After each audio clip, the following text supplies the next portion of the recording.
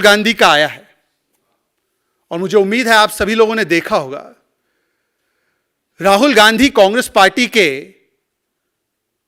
हमेशा से युवा रहने वाले अपरिपक्व नेता यह कहते हैं कि घटना हुई तो हुई, पर इस घटना का मुख्य कारण जो है वो देश में बेरोजगारी है और देश में महंगाई है, इसलिए इस प्रकार की घटना हुई है।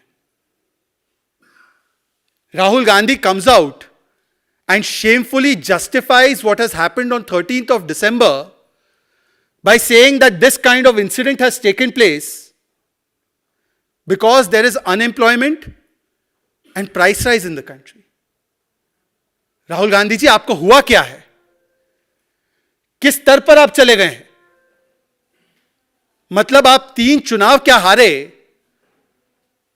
आप इस प्रकार के तर्क और कुतर्क देंगे एक ऐसी घटना पर जिसका केवल एक ही मकसद था कि पार्लियामेंट को, देश के सर्वोच्च लोकतंत्र के मंदिर को किसी प्रकार से आतंकित किया जाए, और उसको भी जायज ठहराने का काम आज कांग्रेस पार्टी की तरफ से हो रहा है।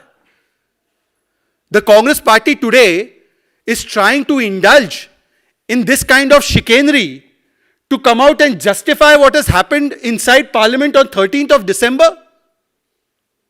This is the most shameful and ridiculous parallel that could have been drawn.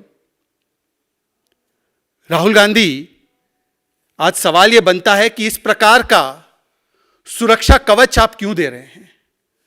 Why is Rahul Gandhi giving this kind of सुरक्षा कवच to those who have indulged in this kind of action on 13th of December? यदि राहुल गांधी के इन कुतर्कों को स्वीकारा जाए वैसे, तो मैं राहुल गांधी से पूछना चाहता हूं, 11 अप्रैल 1974 आप ही की परिवार की सरकार थी। 2 पिस्तौल लेकर, एक बम जैसी सामग्री लेकर कुछ लोग अंदर चले गए थे पार्लियामेंट की ही इसी पब्लिक गैलरी में। क्या आप मानते हैं, आप स्वीकारते हैं कि ये उस समय की सरकार की बेरोजगारी और महंगाई की वजह से वो चले गए थे? 26 जुलाई 1974, मतलब कुछ ही महीने बाद, एक व्यक्ति खंजर के साथ घुस जाता है पब्लिक गैलरी में। क्या राहुल गांधी स्वीकार रहे हैं कि उस समय की सरकार की जो बेरोजगारी और महंगाई की दर थी वो चरम पर थी, तो इसीलिए खंजर लेकर कोई घुस गया था? 26 नवंबर 1974 एक व्यक्ति एक्सप्लोजिव्स लेकर चला जाता है, खंजर लेकर घुस जाता है।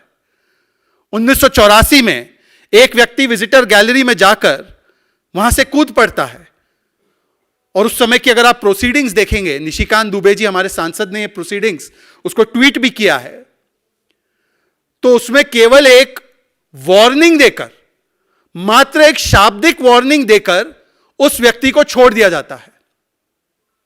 1994, 1994 ये सब उन्हीं की परिवार की सरकारें या उन्हीं के पार्टी के लोगों की सरकारें।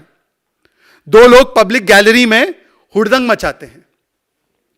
ऐसी घटनाओं की फहरिस्त बहुत लंबी है। 2004 से लेकर 14 के बीच में भी ऐसी कई सारी घटनाएं हैं जहां पर पार्लियामेंट के पब्लिक गैलरी में या पार्लियामेंट के भीतर इस प्रकार की सिक्योरिटी ब्रीच हुई। अब मैं राहुल गांधी, आप ही के तर्कों को अपनाते हुए पूछना चाहता हूं आपसे कि क्या इन सारी घटनाओं के पीछे आपकी दादी मां की, आपके पिताजी की और सोनिया जी द्वारा संचालित मनमोहन सिंह जी की सरकार की महंगाई दर और बेरोजगारी दर थे? और आपके समय पर तो ये घटनाएं ज्यादा हुई। हालांकि मैं इस प्रकार से किसके समय पर कितनी घटनाएं हुई इसमें नहीं जाना चाहता था, परंतु यदि इस प्रकार का कुतर्क दिया जाएगा, if this is the justification which will be given for such kind of action that has taken place on 13th of December, then one must ask that the incidents that took place in 1974 3 times in 1 year, in 1984, in 1994, and between 2004 and 14, is that evidence of the high inflation and high unemployment rates in the country?